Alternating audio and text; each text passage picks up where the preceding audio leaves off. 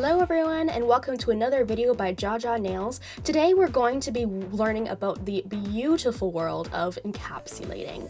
So I'm going to be doing 3 different methods today, but before any of that, if you guys are interested in seeing more tutorials, hit that subscribe button and ring that notification bell so that you can get notified about any new videos that I am uploading. Alrighty, so going right into this, I have already applied my base glitter onto there. It's just an acrylic that I've put on just to show the basic glitter, but no matter how you apply this, we're going to be using the gel and the acrylic. So this acrylic powder in my hands right now is actually going to be used for both the dip and the regular acrylic method because it is, as most people may not know, dip and acrylic are the same thing. It is a form of acrylic, it's just a finer powder. So these are already applied, they're ready to go. I just slapped them on real quick, but no matter how you apply your glitter, this is going to work perfectly no matter what of these 3 methods you decide to go for. So we're going to be doing our dip method first because I am most likely to be doing the dip method, if not the acrylic. It depends on the kind of style that I'm using, because if you find that your glitter lays a little bit flatter, then you can go ahead and do the dip method. However, if you are using an acrylic that tends to stick up, if you aren't burnishing or brushing it on in a very specific way, then I would suggest encapsulating it so you don't get any of those little bumpies sticking out.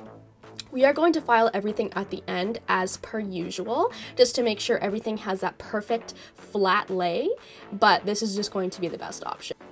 So to kind of clarify what encapsulation is, it's basically to capture everything together as if it were in a capsule. So taking things like glitter, chunky shaped glitter, any nail art that you may do, I would highly suggest doing the encapsulation method to make sure that everything stays properly where it's supposed to be and you're not going to have anything coming off. Now, since I am using a nail stand and nail tips, I'm going to be using this beautiful little tray from the nail prop shop because it is amazing to do dipping in and I just find it so much easier. It also saves your clear from becoming too muddied or anything like that. So this one here, I'm not too worried about it because I did do acrylic, but if you are using a regular dip method where you have extra powder kind of hanging around, I would not suggest using the regular dip directly into the jar because you're going to mess up your clear. You can do this in any kind of container. It doesn't have to be something fancy schmancy like this. You can use even a cupcake liner, that's totally fine. But keep in mind that you need to make sure that you are brushing quickly and efficiently because you're gonna have dry spots otherwise. Especially for a large nail like this, you need to make sure that you are covering your surface quickly before the nail dries and then dipping it in immediately because otherwise you will get bumps and lumps and it's just gonna be harder for filing later on. It's okay if you do have a couple lumps. Filing is not that hard of a situation. It's just it'll save you time and money if you do things right from the get-go. You are going to find this method a bit chunkier than if you were to do an acrylic lay or a gel lay because things aren't going to settle the same way that they will using a acrylic brush or using the gel method because it's just going to sit a bit differently. This method, no matter what, will require a bit more filing, but if you don't really care, then whatever. It doesn't matter.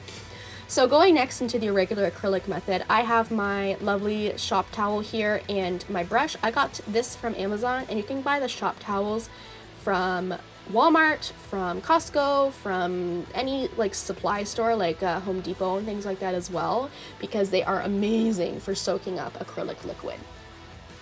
Alright, so I'm taking a few seconds to soak my brush, and I'm just going to dip in my little powder thing there.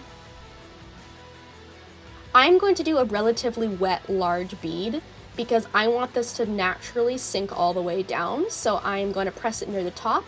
Using the body of my brush, I'm going to make sure I get around the cuticle area. You do not want the cuticle area to be thick and chunky, so try to lay that as flat as you can.